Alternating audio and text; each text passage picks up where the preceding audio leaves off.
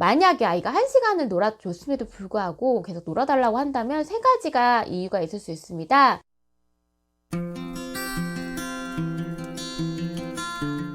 놀이치료사 유은입니다. 오늘은 아이가 계속 놀아달라고 했을 때 그 아이가 그렇게 물어보는 그 마음의 이유는 무엇이 있는지, 그 다음 어떻게 해줘야 될지 한번 고민하는 시간으로 영상을 준비해봤습니다. 아이가 1시간 놀아줬는데도 불구하고 계속 놀아달라고 하는 경우에 부모님들이 난감하죠. 허탈하기도 하고요. 놀아줘야 되는 시간이 정해져 있는지 저한테 물어보시는 분들도 좀 계시죠. 아이들 입장에서 한번 생각해 볼까요? 아이들은 늘 재미를 추구해요. 아이들은 언제부터 언제까지 논다라고 정하지 않고 그들의 삶에 있어서는 일상에서 눈을 뜨면서 눈을 감는 시간까지 모든 시간을 놀이라고 인식하죠. 아이들에게는 놀이의 시간이 특별히 정해져 있지 않습니다. 아침에 일어나는 시간, 멍하게 있는 시간, 밥 먹는 시간, 부모님과 함께 노는 시간, 그 순간 등을 모두 다 놀이라고 인식을 하게 되는 거죠. 다만 아이의 기질적인 특성과 가정의 분위기, 환경에 따라서 일과 중에 일정 시간 힘들게 다가오는 시간이 있을 수 있겠죠. 먹을 거를 싫어하는 아이들한테는 식사 시간이 너무 힘든 시간이 될 수 있는 것처럼요. 예를 들어 먹는 것을 싫어하고 새로운 음식을 거부하는 아이들한테는 먹는 시간이 노는 시간이 아니라 피하고 싶은 시간이 될 수도 있다는 거죠. 만약에 아이가 1시간을 놀아줬음에도 불구하고 계속 놀아달라고 한다면 3가지가 이유가 있을 수 있습니다. 첫 번째로는 그 시간이 너무 재미있기 때문에 그럴 수 있고요. 두 번째로는 아이의 욕구만큼 충족되지 않아서 이런 느낌이 들 수 있습니다. 세 번째로는 혼자서 놀 줄 모르기 때문입니다. 첫 번째 이유를 한번 되짚어 볼까요? 그 시간이 너무 재밌기 때문에 아이의 입장에서는 이 순간이 언제 또 올지 모르는 시간이에요. 그래서 아이는 그 시간을 더 기억하고 싶고 재미를 계속 느끼고 싶고 엄마랑 더 교류를 하고 싶은 마음에 계속 조르고 싶은 것입니다. 이런 경우라면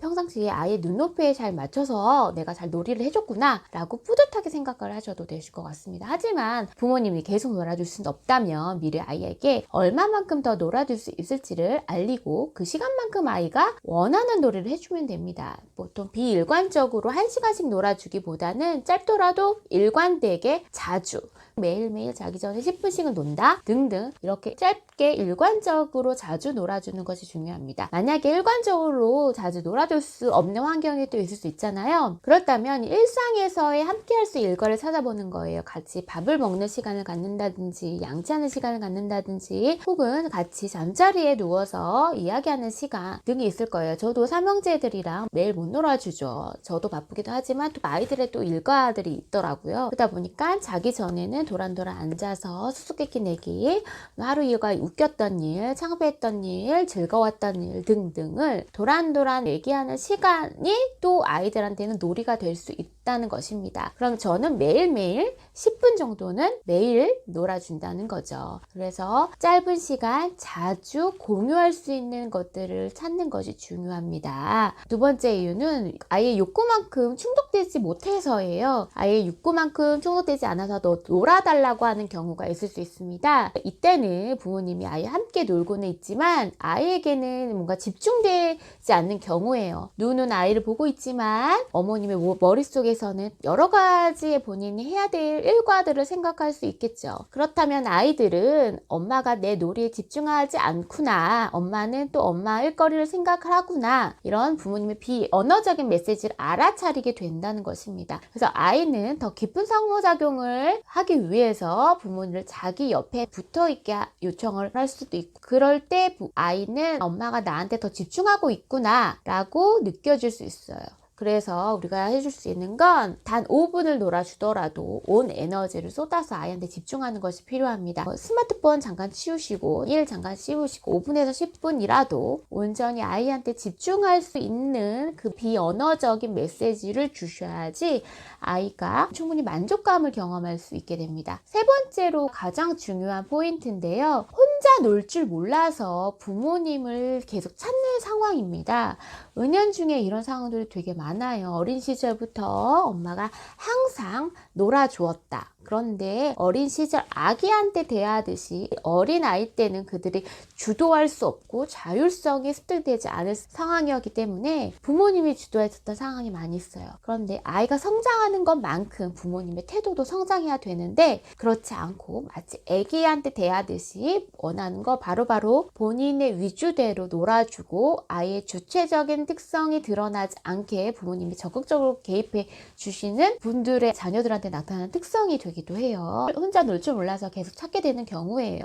이것은 아이 입장에서 보면 자기한테 주어진 시간과 주어진 장난감을 어떻게 활용을 해서 놀이를 해야 되는지, 어떻게 작동을 해야 되는지, 머릿속에 떠다니는 생각들을 어떻게 표현을 해야 하는지, 어떻게 놀아야 하는지 아이가 놀이를 스스로 해나가지 못하는 경우가 많이 있습니다. 우리가 발달에 문제가 있는 상황을 제외하고 심리적인 문제, 부정적 행동이 있는 아이들, 정상 발달이 있는 아이들 한테서는 부모의 주도적인 개입보다는 아이 스스로 개입하는 방식들이 아이의 자율성, 주도성, 문제 해결 능력, 창의성 등등에 영향을 줄 수 있기 때문에 그런 거예요. 근데 발달이 빠른 아이들한테도 어머님이 다 개입해주고 주도적으로 해주시다 보면 아이는 상대적으로 수동적인 것들을 배우게 되고 자연스럽고 당연하게 생각한다는 것이 다를 수 있습니다. 그래서 발달이 느린 경우를 제외하고는 부모님이 많은 주도를 하셨고 많은 개입을 하셔서 아이가 자기의 것을 표현한 경험이 적거나 상호작용의 양이 부족하기 때문일 수 있습니다. 자신의 놀이 방법을 표현해야 하는데 아니야 이거 하자 등의 권유나 교육적인 메시지를 많이 받다 보니 자신의 놀이를 확장시키지 못하고 책임지지 못하고 부모님께 의지를 하는 것입니다.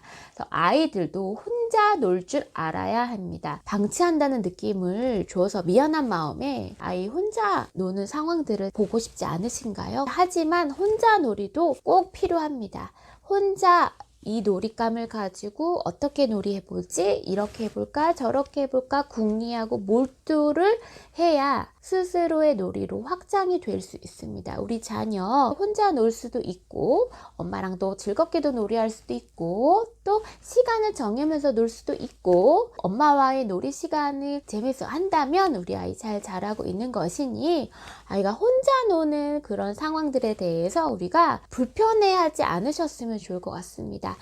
아이가 주도적으로 자신의 놀이를 해나갈 수 있도록 우리가 해줄 수 있는 건 적극적인 개입은 아니죠. 발달 지연에 문제가 있을 경우에는 적극적인 개입이 필요하지만 그렇지 않은 정상 발달인 아이들한테는요, 아이가 주도적으로 자신의 이야기, 놀이를 만들어갈 수 있도록 옆에서 서포트 해주시는 역할을 해주셔야 될 것 같습니다. 이렇게 아이가 계속 놀아달라고 했을 때 세 가지를 저 설명해 봤는데요. 이 중에서 여러분의 자녀와 맞는 특성들이 있는지 한번 체크해 보면서 자녀와의 놀이 시간을 확보하셨으면 좋을 것 같습니다. 이것으로 오늘 영상을 마치고요. 다음번엔 더 좋은 영상으로 찾아뵙겠습니다. 전 놀이치료사 유은이었습니다. 감사합니다.